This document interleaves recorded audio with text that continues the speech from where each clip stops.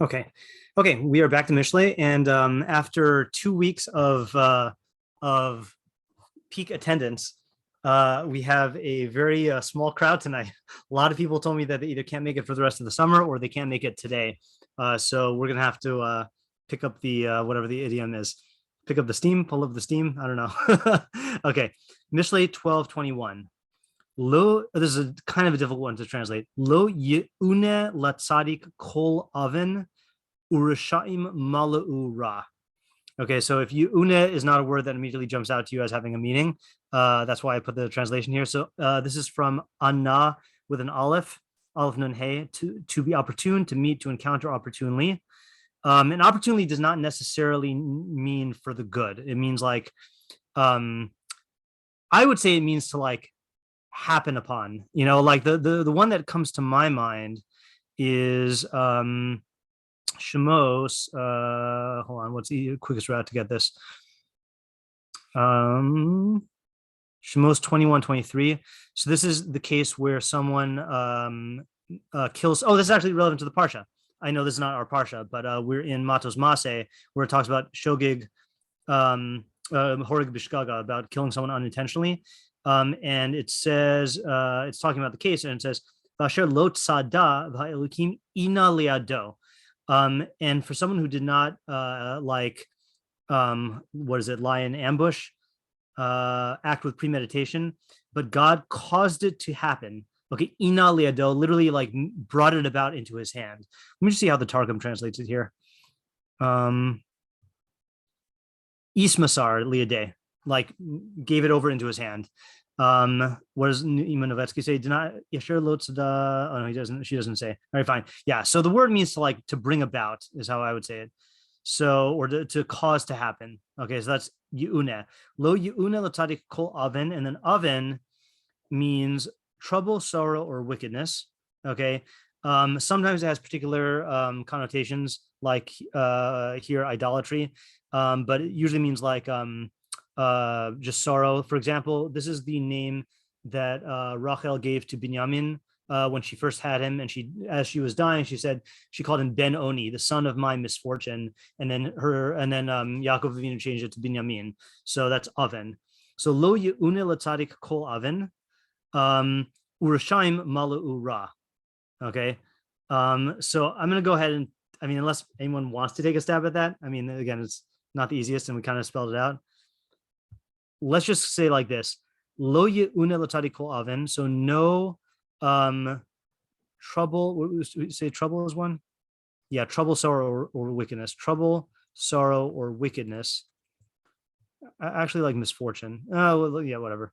I'll say misfortune also. Misfortune will lo yeune latzadik will be encountered by the tzaddik, I guess. Urashaim malu ura, but the wicked are filled with evil or bad. Yeah. Okay, so that is how I would translate it. Okay, let's see what the others say here. I'm just gonna actually move this down. Oops, badness. Okay, let's move this down. Okay, so Mitsudas Tzion just clarifies and says that Yeune is inyan hizdamnus, means happening upon. Kamo lo teune elecha ra, like it says in Tehillim, chapter 91, that's Yoshi B'Seisar Elyon, no evil will befall a tzaddik. Okay, so befall, I guess, is another word. Sadigon says lo yavo latzadik mu'uma min ha'aven. So not one I guess small part, I guess mu'uma, one small part of oven, of wickedness, or I guess of trouble, wickedness, whatever, all those words here. I'm gonna do it like this. Hold on. No oven. Oven. Okay, so I'm just gonna use that as a stand-in here. So not one small part of oven will be encountered. Will come upon the tzaddik. The tzaddik. Harashaim yichasim hara. Okay, and so this is a little weird. I think this is a vav here. The harashaim, but evil will cover the wicked. Okay, so he doesn't say that they are filled with evil, maybe inundated with evil is maybe how he's saying it. I'm not sure if the word male can be used that way. Okay, and then we have one more weird translation here, which is the Targum, who says lo shapir letzadika kol midam da'asa. Oh man, I just forgot what that word means. I looked it up earlier this afternoon. Hold on just 1 second here.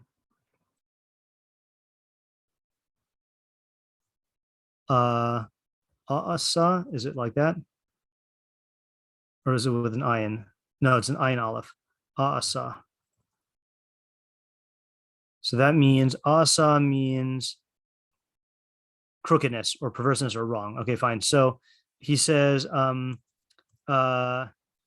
not one small part of oven, okay, of wrong, is shapir l'tzadika, is befitting for the tzaddik. Okay, but the evil are filled with the wicked are filled with the wicked are filled with evil. Okay, fine. So the only different part is the first part there. Okay, so there's that. Okay, then we got our English translations, and these are pretty much the same. Our scroll, there will not befall a righteous man any iniquity, but the wicked are filled with evil. Chabad.org's translation, no wrong shall be caused for the righteous. Oh, they say should be caused for the righteous. That's interesting. But the wicked are full of evil. And Alter says no wrong will befall the righteous, but the wicked are filled with harm. I guess we could add harm here. Yeah. Okay, so those are our translations. Questions? Pick up the slack. That was the idiom I was looking for. We're gonna have to pick up the slack, not pick up the steam. That didn't make any sense because you can't pick up steam. Okay. Yeah. Questions? Yes, Isaiah. Yeah, isn't this obvious? It seems like an obvious thing to me. Okay. All right. I guess since Ariel's not here, you have to ask me, isn't it an obvious question? Okay, so to quote Ariel, isn't it obvious? Okay. Okay, so we'll have that as the baseline. So you think it's obvious? Yeah. I mean, what can you just articulate what sounds obvious about it? Sounds like to me, maybe I'm hearing it wrong, but like good things happen to tzaddikim and bad things happen to Rashaim. Okay, I hear that. That's reading. like the premise of Mishlei. So yeah, okay, I hear that. I hear that reading. I mean, I would say that if the first half definitely fits better with that nothing bad happens to tzaddikim, but I would say, well, what about the cases where bad stuff happens to tzaddikim? You know, so like that, it might be addressing that. And then the wicked are filled with evil or bad. I guess you could take that to mean that they suffer a lot of bad, but filled with to me is a little bit more specific. So I'm not discounting your question. I'm just saying like it does seem to, the wording is weird enough that it's not said in the most obvious way, you know. Okay, what else?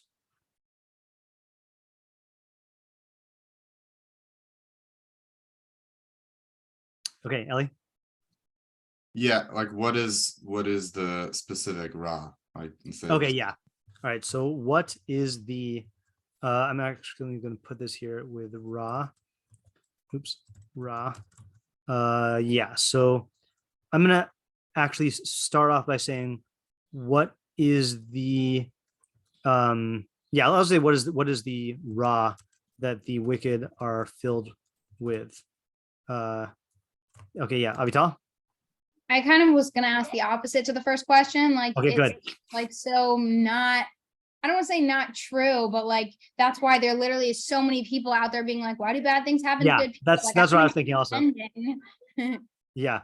Okay, so then alternatively, is this really true? Right? Aren't there right? Aren't there cases where righteous people cases of Sadiq Viralo, i.e. We spent a long time learning Eov, you know. Yeah, even after that, I'm like, I don't know. Yeah, right. Exactly. Yeah. Okay. So I personally feel more that way than Isaiah's way. Okay, Mom. It going back, you know, I'm a slow thinker. Going back to the first question again, it somehow presupposes that the wicked are already filled with evil, whereas the righteous evil it might come upon them. Okay, right. That's a good question. Yeah, Okay, I don't know how to phrase the yeah, question. okay, Yeah. so yeah, I don't know. I'm not sure if I know how either, but let me try. Why? I guess what are we to make of the okay, I'll just type it. I might not be eloquent, but why does it say what will not happen to the tzaddik, but why does the first half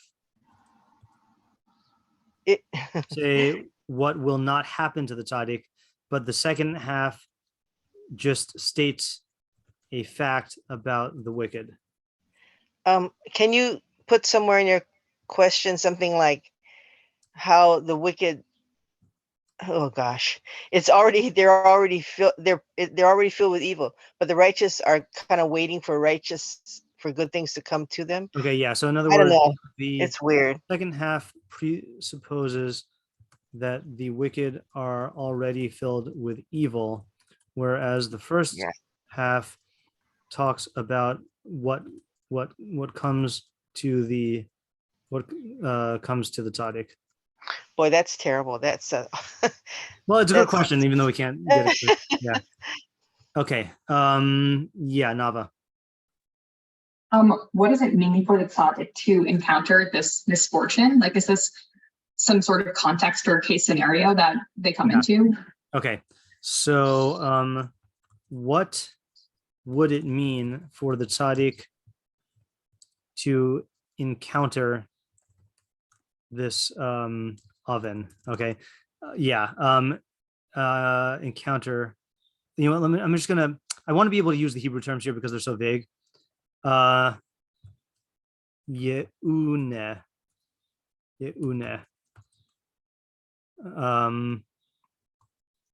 Yeah, okay. The Hebrew is difficult here. Yeah, so I'm going to say, is this a good question? What would it mean for the tzaddik to encounter this oven? What type of encounter is implied by yeune? Yeah, Noah? What is the center of action here? Because this is all passive. Okay, yeah, that's a good question. So what are the decisions, behaviors, actions being done here? The pasuk, why does the pasuk phrase everything passively? Yeah. Or what, I guess, what are we to make? And what are we, this could be two questions, but I like putting it as one. What are we to make of the fact that the pasuk phrases everything passively? Yeah. Right. This is a weird pasuk. The more I think of it. Yeah. Lo yeune l'tzadik kol aven r'shaim malu ra. Okay, I have another question, which is, yeah, Isaiah, you want to go first? Go ahead. Yeah, minor question, but why tzaddik singular and Rasha plural? Okay, sure. Minor question. Why is tzaddik singular and Rashaim plural? And just to explain why this is a minor question is we've encountered this many times where one half will talk about a singular and the other half will talk about plurals. We tried coming up with a unified theory at one point, but we didn't really manage to do so. And sometimes we find answers that like add a nuance to the pasuk, and other times we don't have a reason. We've given universal answers before, for example, that like, I don't know, that like every person who becomes a tzaddik is like actualizing their own individual, self, whereas Rashaim are not. I take it or leave it, but that's why it's a minor question. I was gonna say, says who? Okay, how do we know this is true? Which is kind of related to Avital's first question. Okay, so says who? Okay, how does this work? Okay, how do we know that it's true? Yeah, David? Yeah, further along with question 3 of what is this Ra? Is it seen as a Ra to the Rishaim, or it's only we are seeing Ra within our Mishlei framework? Okay, is this Ra? Is this Ra objective? or is it also perceived as Ra by the Rasha? Yeah, Isaiah?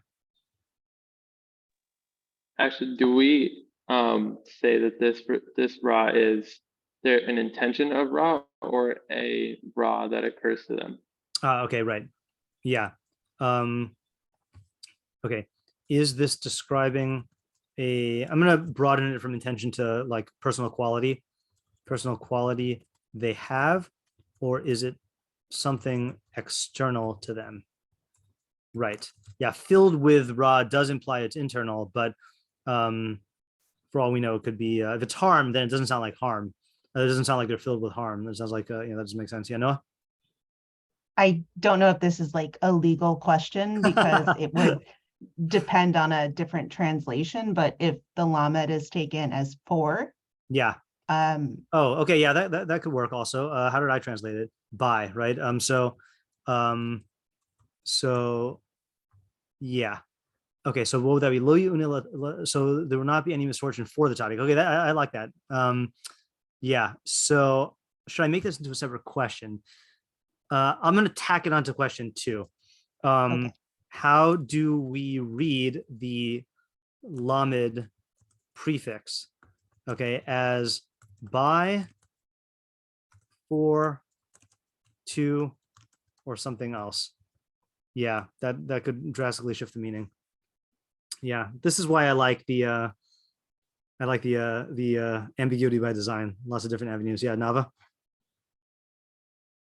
Yeah, this is similar to my first question, and also probably depends on how we're translating Ra. But what does it mean for the wicked to be filled with Ra? Right. Yeah. What is meant by filled with Ra? Okay. I'm going to go ahead and ask a question that's not minor, but is also not like a necessary question for us to answer. Is this connected with the previous psukim? Okay, and the reason why I'm going to ask that is just to refresh our memory in the previous psukim. We had a string of psukim that, loosely speaking, were about lies and truth. Okay, Yafiach emuna yagi tzedek ve'ed shekarim mirma, one who spouts faithfulness declares justice, and witness of falsehoods is deceit. Yesh bota kabant karos charev, there are pronouncements like the stabbings of a sword, lashon chachamim marpeh, and the speech of chachamim heals. Sfas emes tikon la'ad, ve'ad argia lashon shakir, true lips are established forever, but a false tongue only for a moment. Mirma b'leiv chorshe ra, uliyote shalom simcha, deceit is in the hearts of those who plot evil, but for the advisors of peace there is joy. This one, so all of those kind of have to do with speech and falsehood and truth, or harmful speech or beneficial speech. This one does not seem to be in that category. Okay, but then you see the next one, to office Hashem sifse shaker v'ose emuna ratono. An abomination to Hashem is lips of falsehood, and those who act with faithfulness is his desire. So that now leads me to believe that maybe it is connected here. Okay, I'm just going to say thematically connected with the previous with the local cluster of psukim, all of which have to do with speech, truth, falsehood, etc. Yeah, Avital. I was just kind of wondering if like we think about like the passivity of like both of them, that like this applies before their tzaddikim or before their rishaim, or like does it hit them after, I guess? Before they're tzaddikim, before the rishaim. You mean before they like develop into that? Like, is it kind of like, because we say like it's supposed to be about actual action. So like, is this something that hits them once they're considered a tzaddik or a Rasha, or is this something that like develops as they like, I guess, become those things? Interesting. Okay. So let me put that into, yeah, I'm not sure whether that's a question or an answer to Noah's question, but either way, it's a good thing. Where's the passivity one? Oh yeah. No, that's a different one. Where is the, oh, here we go. Yeah. I'll just put this here, which is, at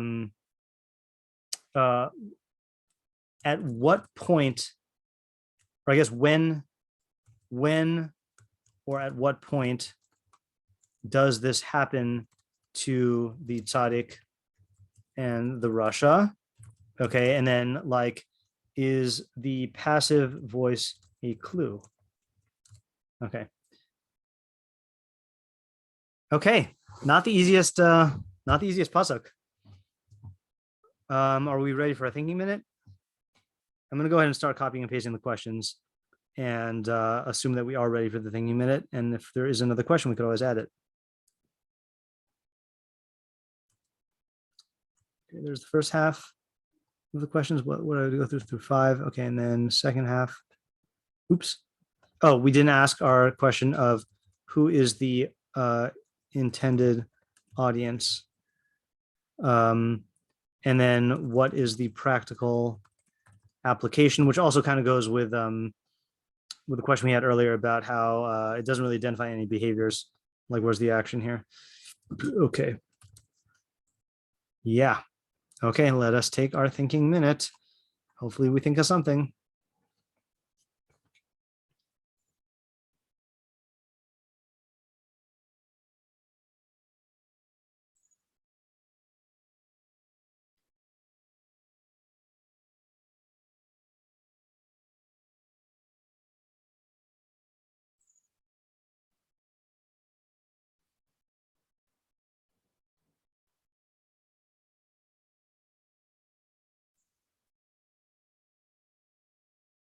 Not a question, by the way, but I just want to point out, I don't know if this is supposed to be a pun. Lo yeune kol oven, because it's not the same root, but they do share letters of the aleph nun. I don't know if that matters.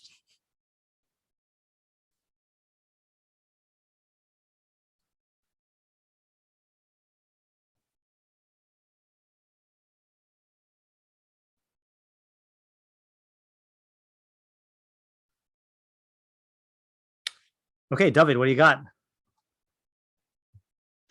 Okay, so I would take this as talking about the disposition of the tzaddik and the Rasha. Not to say that practically nothing bad is ever going to happen to the tzaddik, and only bad things are going to be happening to the Rasha.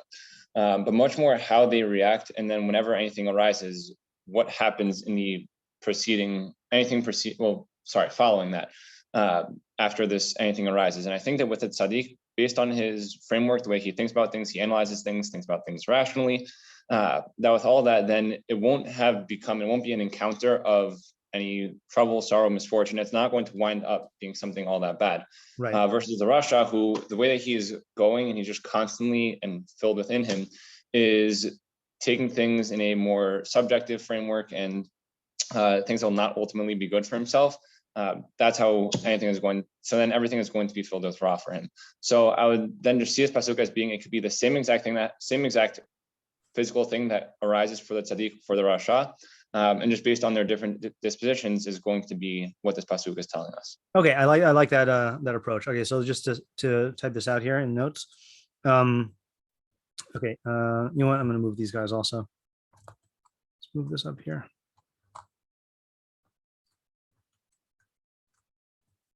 Okay, all right. So we have, all right, David's approach, which is, so the action, I know you didn't say this, but the action in this pasuk is really their reaction.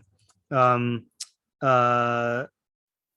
same thing could happen to the tzaddik and the Rasha, but for the tzaddik, it will not be a misfortune, okay? Because I think there are many reasons for this, okay? I mean, you mentioned some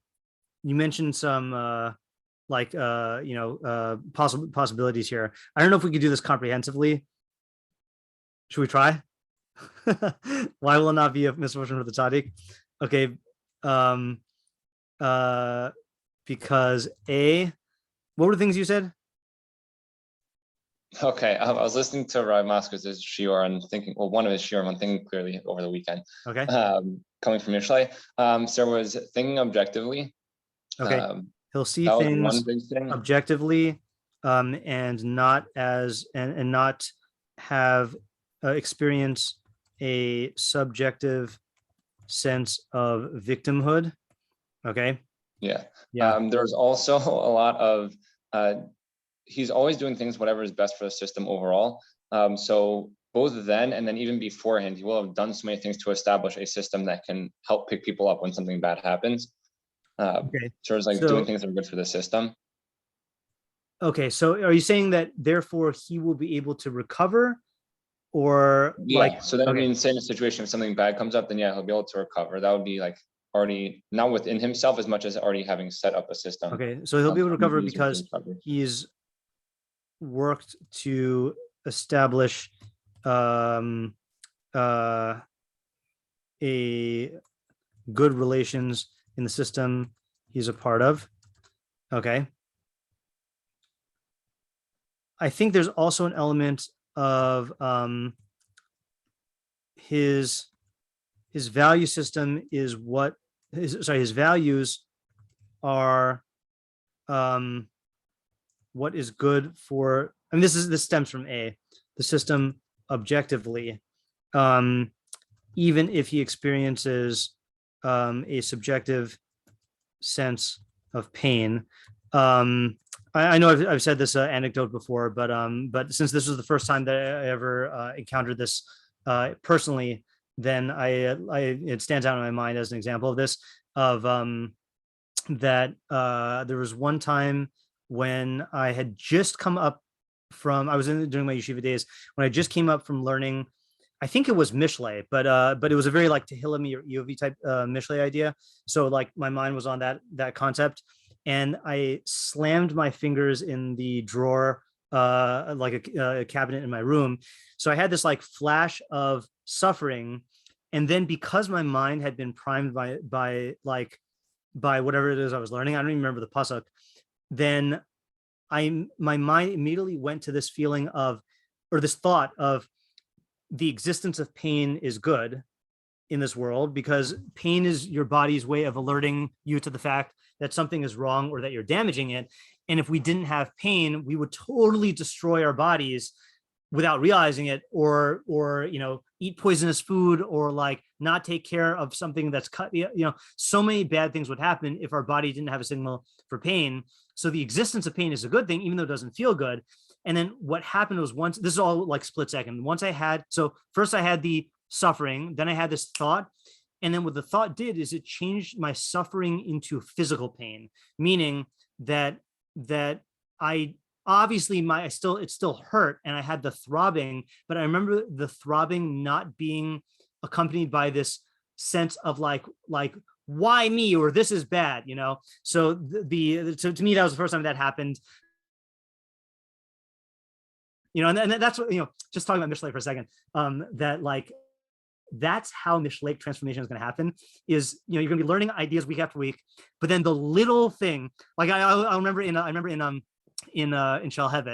that it was Daniela, then Azos, said that, this is like after, months of learning Mishlei.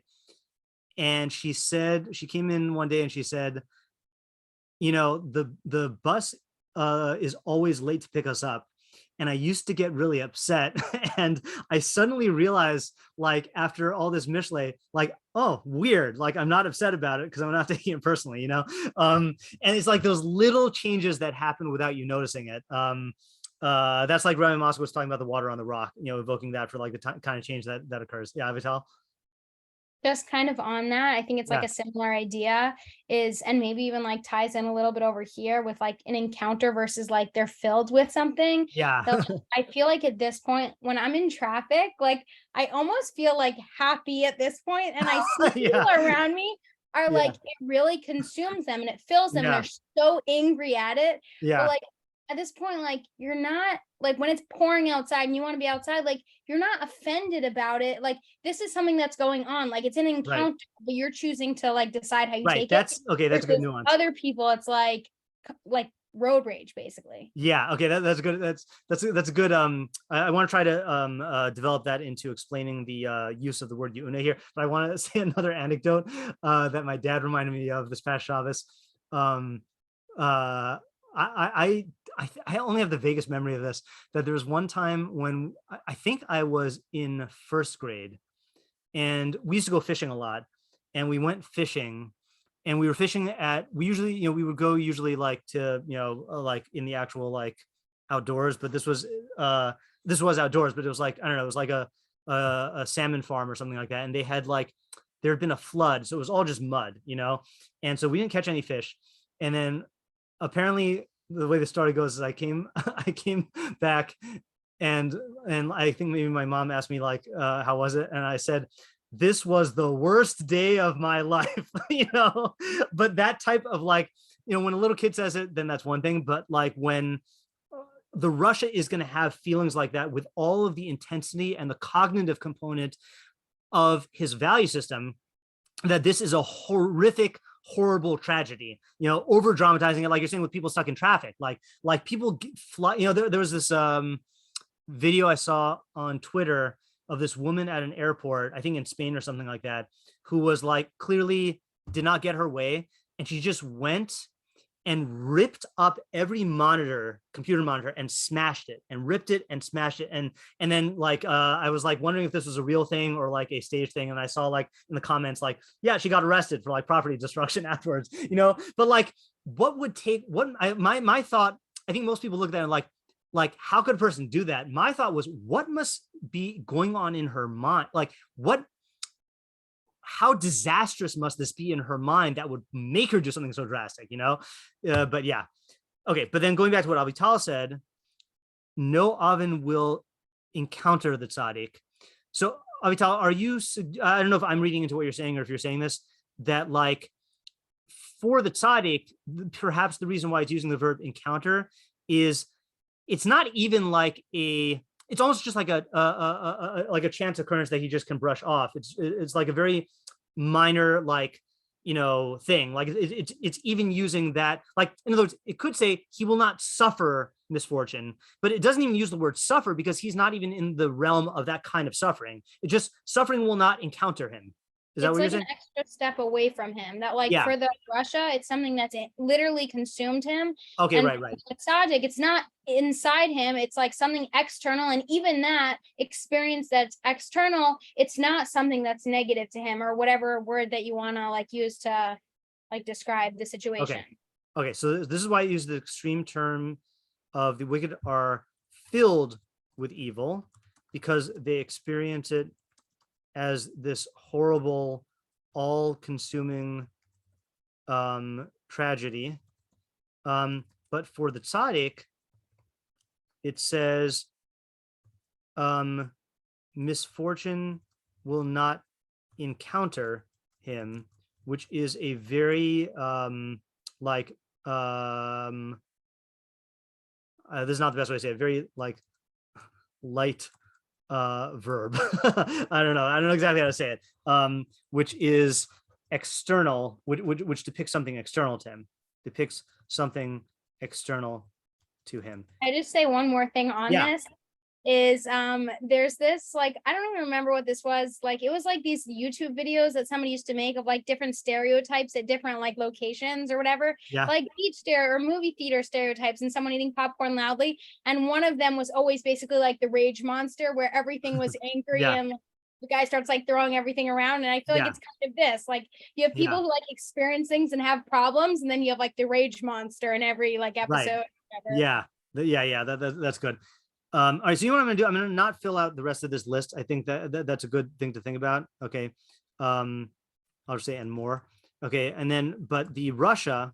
Okay, so let's just articulate a little bit better why the Rasha. So why does the Rasha have this reaction? We know. I'll tell you one thing, and I know usually we don't jump into other psukim, but I think this is an important one. I just don't remember where the pasuk is. 19:3. Ivelas Adam Tesalif Darko ve'al Hashem Yizaf Libo. The foolishness of a man corrupts his path, but his heart rages against God. Okay, so I understand how the avil, or how foolishness can make leads a person to feel utterly victimized by this stuff. I mean, that's like a very childish reaction. Is the Rasha the same thing, or is there a different cause from the fact that he's a Rasha? What exactly causes this him to have this experience? And David, if you said a more specific answer and I just didn't get it, then you could chime in, but I'm not discounting what your answer was. I just want to get it clear. I'm trying to figure out the practical application. Uh-huh. They're filled with bad. See, I like what Avital said for the filling part. Filled with bad. I don't know. I want to just explore other possibilities with that, though. I like the idea. Yeah, Ellie? Yeah, maybe the point is that the essential difference between a tzaddik and the Rasha is that the tzaddik views himself as a part of the system, whereas the Rasha views himself as like the center, meaning he views it as a center of all reality. So therefore, when something doesn't go his way, that is in conflict with this whole view. All right, I like that. Okay. Okay. All right. So the Rasha, so in contrast to the tzaddik, who sees himself as a mere part of the system, the Rasha views himself as the center of the system. Okay. Right. That's our Mishlei definition. That's our working definition of Rasha that we developed through chapters 10 and 11, which is that the Rasha is someone who is oriented towards his own greatness and power and dominance. Therefore, if something doesn't go his way, then everything is wrong. Yeah. Okay, that's good. Right. So, W, you say you're looking for thinking about practical application. Yeah, I just don't have one yet. Okay. Yeah. I mean, I think in order to answer that, we also have to answer who the pasuk is talking to. And I think the tempting answer, which I'm not saying it's wrong, the tempting answer to say is this is just one of those general, I feel like we have to come up with a genre term for this, like Mishleic advertising pasukim, which is pasukim that are like advertising, you too could be a tzaddik and this is what you'll get. And don't be a Rasha because this will be a bad thing, So that's the easy answer, and it's not a false answer, but I think it might be. I can see one application of the second half, which is you really want to guard yourself against upsetting a Rasha. Now, it doesn't mean that you should never do anything to upset a Rasha. Obviously, clearly, if you're going to be like combating a Rasha, then you're going to have to risk upsetting them. But like, I think it could be hard for a person who doesn't operate in such an extreme way to misjudge how the Rasha is going to react. Like you'll think to yourself, oh, if I get stuck in traffic, then it's just an annoyance. But you don't realize if you're supposed to, let's say you have a boss who's a Rasha, and like, you're supposed to like arrange for them like an Uber, and like you're late and they get caught in traffic, they might blow up at you like Rage Monster, like Avital was saying. And you need to take that into account, both to prevent needlessly provoking them and also to like figure out what to do with damage control if they get angry. I mean, perfect example of this is Haman, right? I mean, Mordechai doesn't bow down to him and he flies into a rage and declares genocide on the Jewish people, like most people normal people don't do that, but a Haman does do that because his entire world is threatened by the existence of a Mordechai. Yeah, David? Yeah, I'm also thinking maybe a different route for practical application. Yeah. Two different ways within oneself. And that would be if you can notice these different trends within yourself, say the tzaddik trend or the Rasha trend. So one would be either to be very careful to avoid situations that that Rasha trend can flare up. If there are like certain areas that are just weak spots for you. Right. That'll be one thing. And then I also think, so just in general, trying to cultivate. So that would be like one, I think that, and then also trying to then cultivate within, say, cultivating those different properties within oneself to become more easily a tzaddik through going through what's an easy reach. Okay, so you should be aware of these qualities within yourself, and cultivate the tzaddik way of reacting, and work on undoing the Rasha way. Yeah. Isaiah, you wanted to add to that? Yeah, I wanted to say, well, pretty similarly to what David was saying, actually maybe the same thing, but I wouldn't say that for the Rasha side that you should like avoid situations that would trigger you having this like mindset towards things. Rather, you should work on like not having that mindset in those situations. Like this Right. doesn't seem Yeah, like yeah.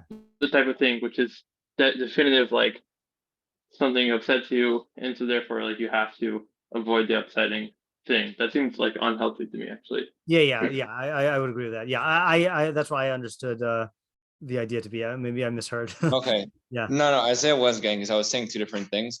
Okay. Within the first. Oh, the first one. Yeah. You said the first one. Yeah, I forgot about that. Yeah. Yeah. Now hear what Isaiah is saying. I still could argue back insofar as, I mean, it sounds like from what you're saying, Isaiah, that's like a good opportunity. Like maybe you shouldn't avoid them because this is a good opportunity to work on yourself. I would say that could also then just be a matter of knowing yourself, whether or not it's good to like tempt yourself in these situations or whether you're better off just completely avoiding them. Yeah. I mean, I'm going to give the example, but I'm going to turn off the recording for this. Woo! That could have been bad. Okay.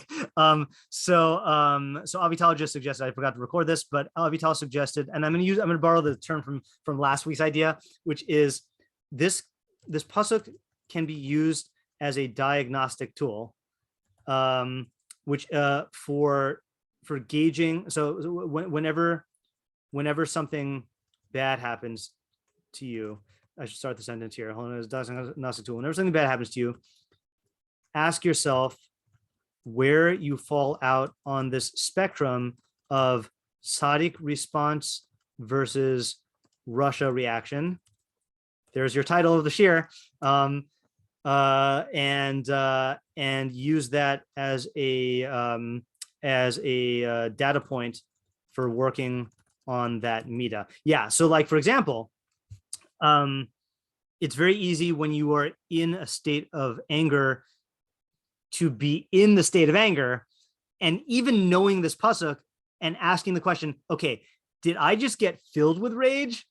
Can then help you to that, like just asking the question and noticing the phenomenon can help you distance yourself from it enough to be able to like start working on it. However you work on it, I don't think this pasuk is telling you how to work on it, but it is telling it can be used to as a tool in working on it.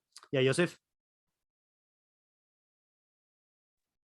Yes, I don't know if you said this already, so I can like put another mention it, but maybe it's saying like this is that that since the tzaddik, he will encounter like some hardship, but the idea is that it won't be coming from himself internally, meaning like the Rasha is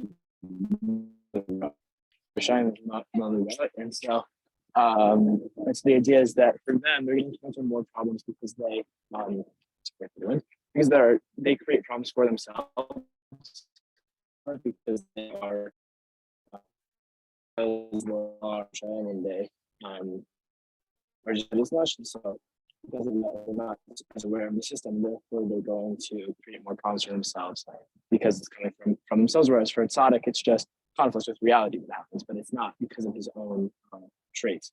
Okay, so your reception is really bad. I only heard about like 60% of that, but I think I got your idea. So I'm gonna try to type it out, and you can tell me if I got it. So Yosef is saying that the tzaddik will inevitably encounter misfortune, but it won't be brought about by him due to the types of decisions he makes. And I'm going to add this as well because I think it's a component part of the idea, and the way he relates to the results. In contrast, the Rasha is filled with bad, meaning that the whole like approach he uses for decision making, i.e., what's the word I'm looking for? Hold on a second. I'm just gonna say there's a word I'm looking for. It's not thoughtlessly, but trampling on all the the elements of the system around him for his own benefit. Actually, when okay, hold on a second. Parasitically feeding on all the elements of the system around him for his own greatness. So the whole approach used for decision making, like, actually generates misfortunes for him, right? So in other words, he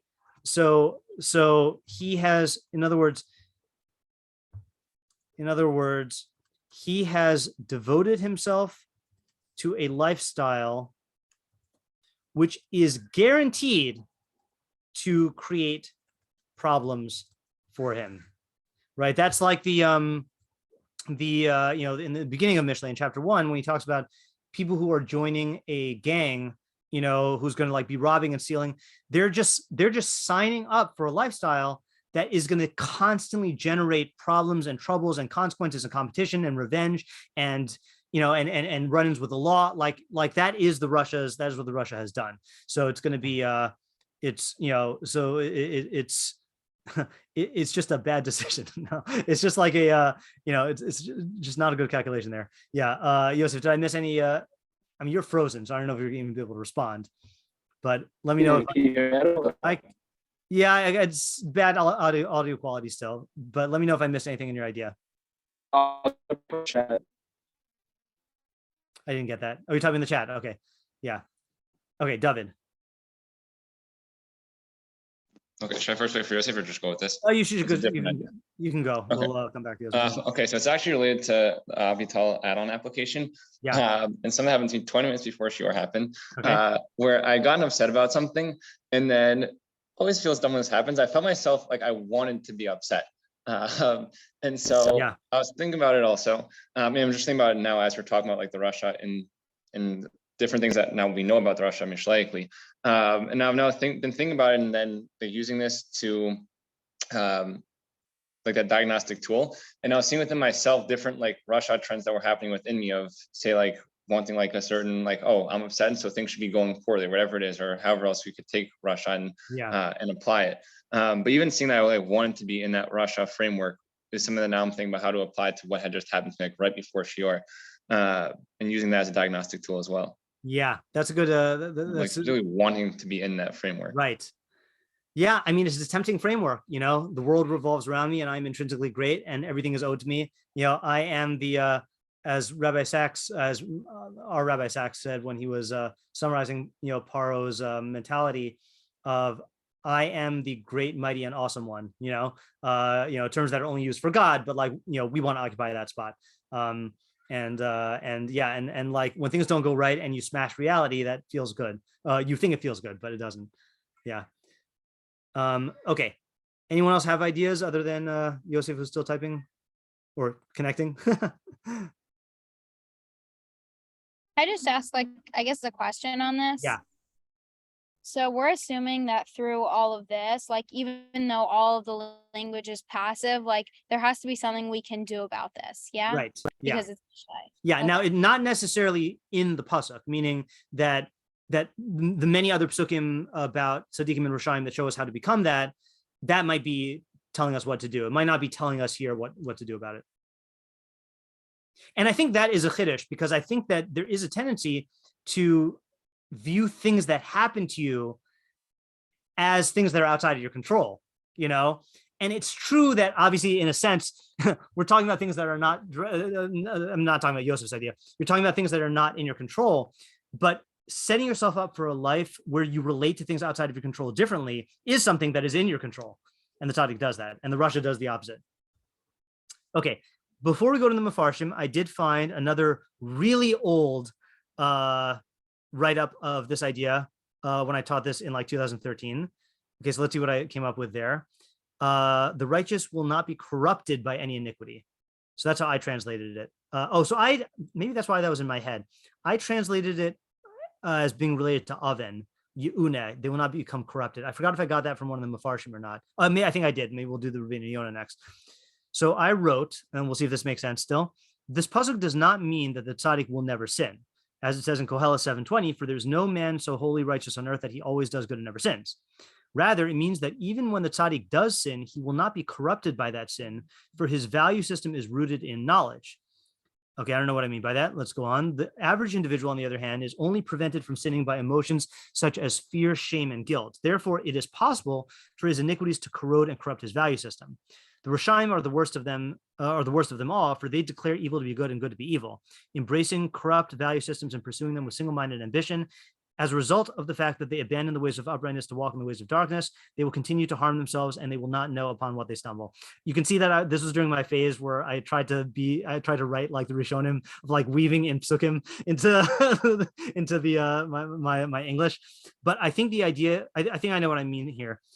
So let's take, for example, the average person who doesn't steal. Okay. I mean, most people don't steal, right? I mean, or maybe, okay, Chazal don't say that, but let's say most people don't steal. But the reason they don't steal is not because they've thought it through mishleically, or it's not because they have worked out a philosophy of justice, or it's not even because they have that relationship with halacha. It's because of their upbringing, or it's because they were raised to feel guilty if they steal, or people will look down on you if you steal, and so what will happen is if they engage in an act of evil that allows them to bypass that guilt, if they engage in an iniquity, in some avera that allows them to bypass that fear, shame, or guilt, it will corrupt them because there's no stable foundation that they have that is telling them that this thing is wrong. The only thing that's telling them it's wrong are these emotions. And once you break through those emotions, then they could justify it. And the example Rabbi Moskowitz used to give is there are a lot of people who are in a workplace and they will steal like office supplies, they'll say, oh, I work for the company. Oh, they're not going to miss it anyway. And that's actually halachically theft. I mean, again, you have to know what the halachos are, but that could be halachically theft. And the only reason why it doesn't stop them is because they don't have any guilt attached to it. But if their value system was rooted in halacha, or if they knew Mishlei's thing about how if you start cutting corners in one area, then you're gonna keep cutting corners in bigger and bigger areas, or you're gonna become addicted to it. All these Mishleic factors, if it's rooted in some knowledge, then even if they slip up once, the knowledge will be a force to prevent them from becoming corrupted. Now, obviously, if you keep on doing the avera, then it will corrupt you. That's like the Sefer Chinuch's thing that he says all the time, that even the greatest tzaddik, if you make him do wicked actions again and again and again, he will be corrupted by them, and vice versa. But I think what it's talking about is that slip up of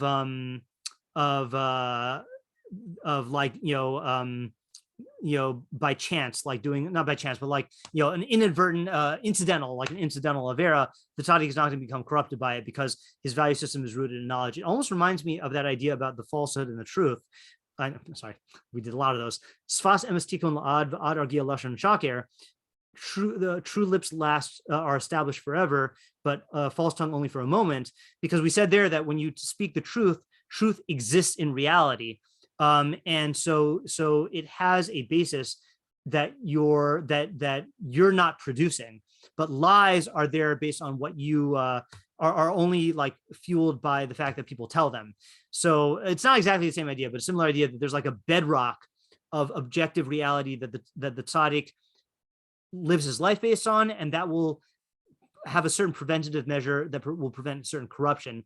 But the average person doesn't have that. So once he breaks through those emotions that prevent him from doing the avera, then it'll corrupt him. And then the Rasha has actively embraced, the corrupt values as being good because they're good for him, and that's gonna he's gonna go headlong into this corruption. Okay, let's look at Rבינו Yona. I feel like I got that from Rבינו Yona, but maybe it's just based on a true Rבינו Yona, but not the actual idea. Okay, Rבינו Yona says, the Mefarshim don't say a lot on these pasukim, by the way. So let's see what we can get. All right, Rבינו Yona says like this. Lo yi'uni l'tzadik kol avin. Hashem yis'ala shomer es hatzadik min hashgios. Hashem, exalted as he, protects a tzaddik from errors, or I think here means unintentional sins.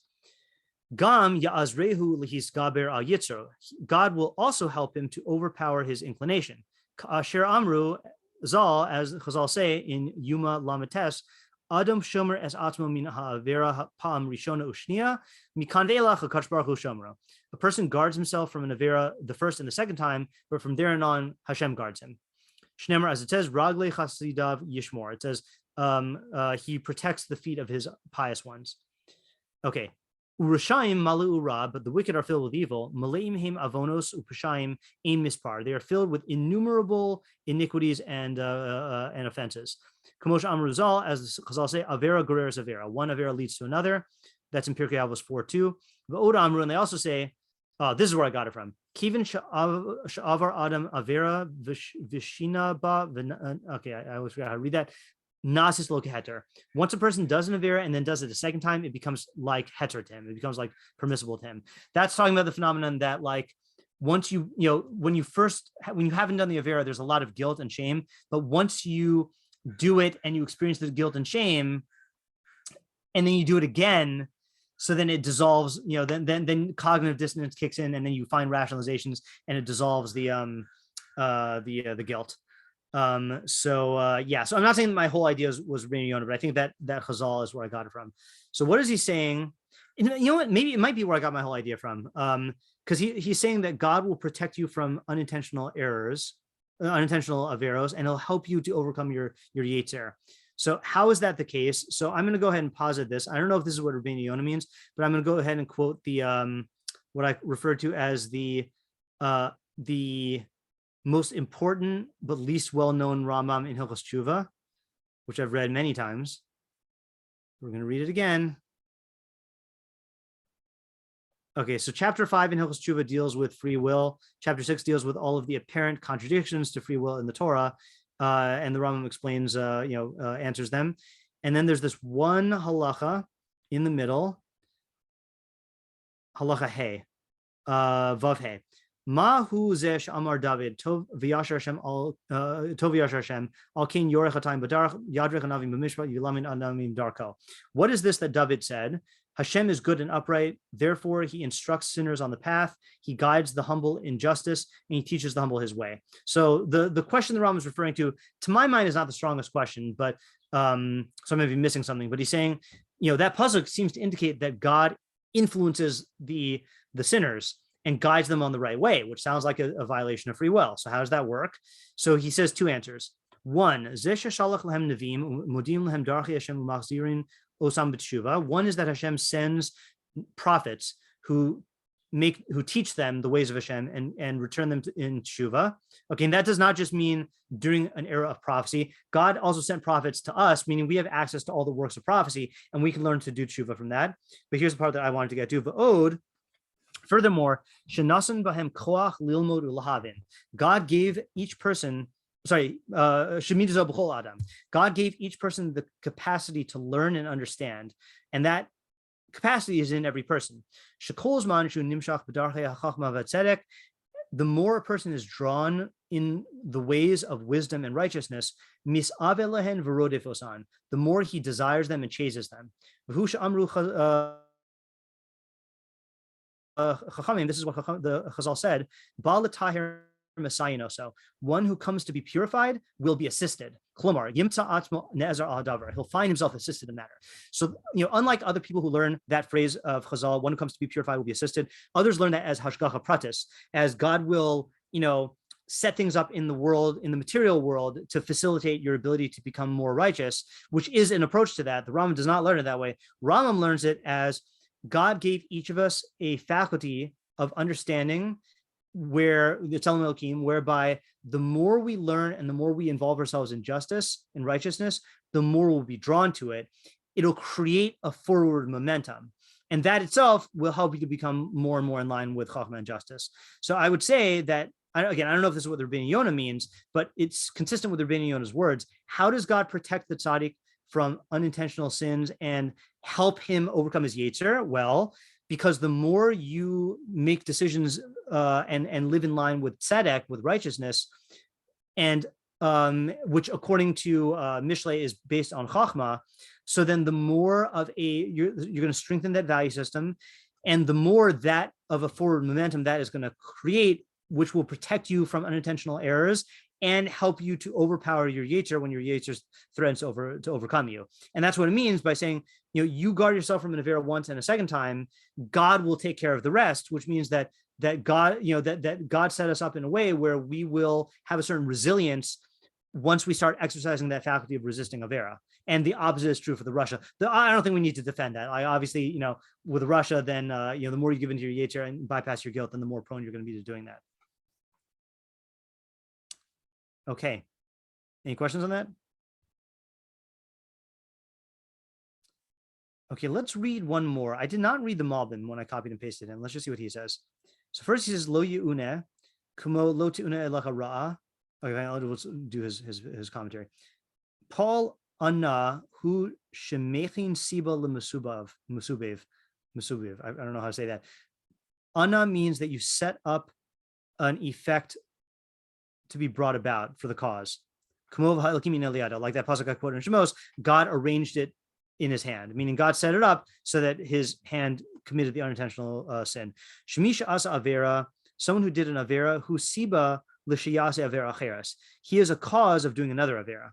Kamosha amru chazal shemisha harag Hashem mazmin siba liado shiyaharog od kadeshi yigale. That's what chazal say on that pasuk in Shemos, that someone who killed, God will arrange it so that he'll kill someone else so that he'll be exiled. The tzaddik who clings to the ways of righteousness, there's not going to be any cause of him doing any iniquity or anything that's unjust. He will not even do an iniquity unintentionally. Ki adraba, mitzvah gereres mitzvah. To the contrary, one mitzvah brings about another. Abal harushaim avera gereres avera. But the rushaim, one avera will cause another. Ad shehim maleim ra, until they're filled with evil. Ki ra acher gorer ra acher. Ra echad gorer ra acher. One evil will drag along another evil. Ad shetismala seitam, until they're filled with wrath or with iniquity. So an example of this, I think, is like you see certain people on the news who are who like get caught for doing something bad, and they're like, they come up with explanations for like why it wasn't their fault. But the thing is that if they hadn't been doing other bad things, then they wouldn't be in that position in the first place. So like by doing there's got to be examples of this.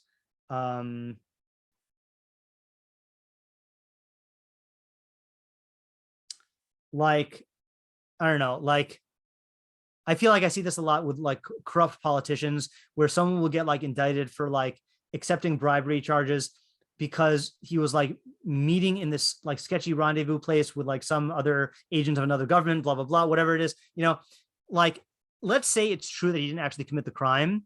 Yeah, but when you're making shady, underhanded deals left and right, you're going to end up in a position like this. So you're setting yourself up to do another avera. So this is saying that there is a phenomenon that not only do Rishaim do averos that have their own consequences, but the averos they do set them up to do other averos,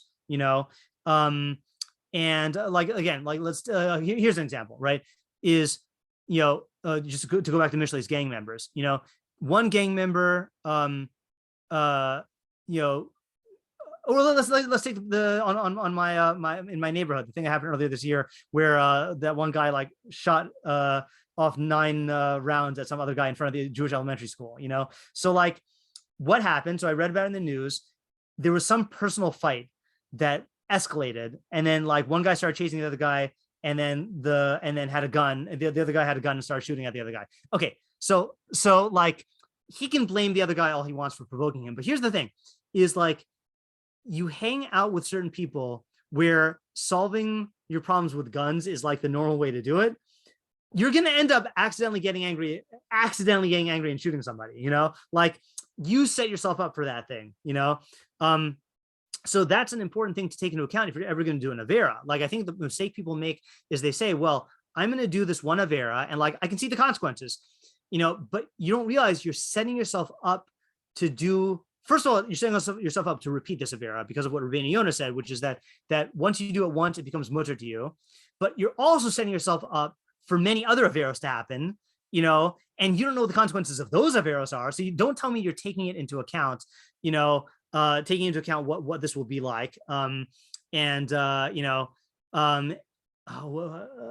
Yeah, okay, fine. So there's that. And then on the flip side, the tzaddik is setting himself up. That's interesting. He doesn't learn it positively. He's just, because it doesn't say positive in the pasuk. It's just saying he's not going to set himself up in this way. The tzaddik will be nowhere near. You're not going to catch a tzaddik accidentally shooting up an elementary school because he got into a fight with a gun. Like, he's nowhere close to that accident, Same thing, you're not going to catch a tzaddik, getting charged for like violently like battering like a prostitute, because he's nowhere near like prostitution and like cheating on his wife, so you don't have to, or breaking it into, like, he's so far removed from those averos that lead to these places that he's not going to be in that danger zone, so yeah. So I think these ideas complement each other. I don't know. I don't know if it's the same idea, but a lot of them Mepharshim quote avera goreres avera, or the thing that Rבינו Yona said about like doing avera and becoming mutter to you. Okay, so I think let's review and call it a night. A little bit early tonight. Okay, so we had David's idea, which was augmented by Avital, which is that the pasuk is about how you react to what happens to you. That because of the whole way that the tzaddik is oriented towards reality in terms of focusing on objective reality and the system and valuing things beyond his own ego, all this other stuff, blah blah blah, fill in the details based on all the other psukim about tzaddikim. So then when something bad happens to him, it will not be a misfortune because of all those reasons. But the Rasha, who sees himself as the purpose of the system, the very center of the system, the entirety of the universe, anything that goes against his will is going to be a horrible disaster, and he's going to be filled with evil. And that explains why it uses the phrase filled with evil, because it's going to be a fundamental, like everything is ruined, like Haman and Mordechai. But for the tzaddik, it's going to be misfortune will not encounter him. If it did encounter him, it would just be an encounter, something external, but it's not even going to encounter him because of all these other reasons that we said. The practical applications are that this is general advertising for being a tzaddik and not being a Rasha. This is also a warning not to provoke a Rasha, even in a way that you don't think will be bad, but the Rasha could take it as a horrendous thing. And being aware of these qualities in yourself and cultivating the good and working on removing the bad. And the route to doing this is provided by Avital, which is when a misfortune does happen to you, take stock. How did you relate to it? Did you relate to it as not a big deal, or were you filled with evil, or somewhere in between? And then use that to see where you are and how to work on yourself.